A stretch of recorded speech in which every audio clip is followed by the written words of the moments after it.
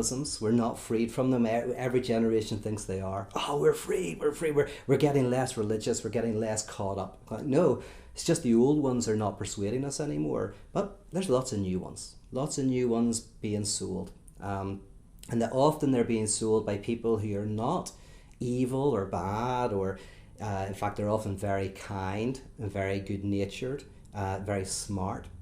But they're often people who have just been trying to flee from their own lack, and have found themselves now preaching how to do that to others. And the difficult thing is, whenever you're trying to flee it, you always have to go further to avoid it, until you're maybe on a stage in front of tens of thousands of people.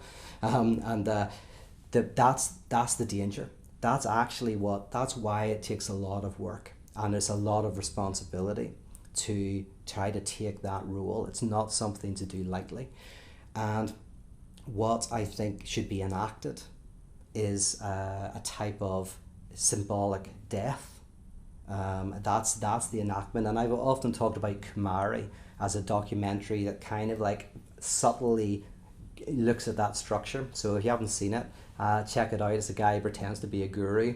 People start following him, and then he eventually has to reveal that he's not a guru, and it's that revelation. By the way, there's two types of revelation in the documentary, and then I'll stop. I'll see if there's any questions.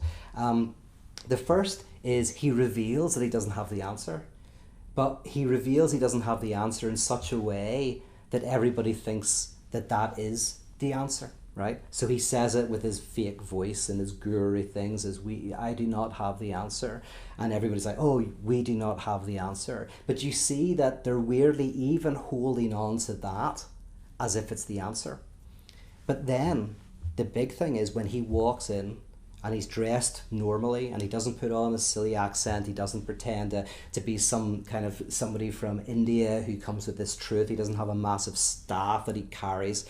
He just comes in jeans and a t-shirt and says, to be honest with you guys, I was lying. At first this was a funny thing to do, to expose how silly gurus are, but then it just became big. And he says, and I started to care about you, and I started to feel bad, and I'm sorry, I'm not a guru. And it was that moment that he is. It's at that moment that he becomes the last guru. The last guru in the sense that they experienced that all of the community and the stuff that we went through was to do with them. And it's quite a powerful kind of end. So, I mean, I definitely can be read as saying the secret is there is no secret, as if that's the secret. But if that is what is preventing you from doing the work of looking at the difficulties of life, of our political world and our personal world, then that is itself a barrier that needs to be broken through.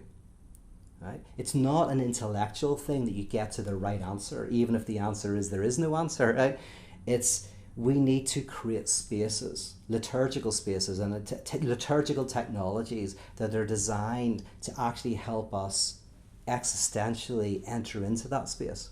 And by liturgical technologies, I mean you might get it at the pub on a Friday night, you might get it at a poker room on the Saturday night, you might get it at a confessional on the Sunday morning, you might get it at the coffee shop on that Monday afternoon that you meet with your friends. But where are the spaces in your life that are helping you to enter into that space and not flee from it?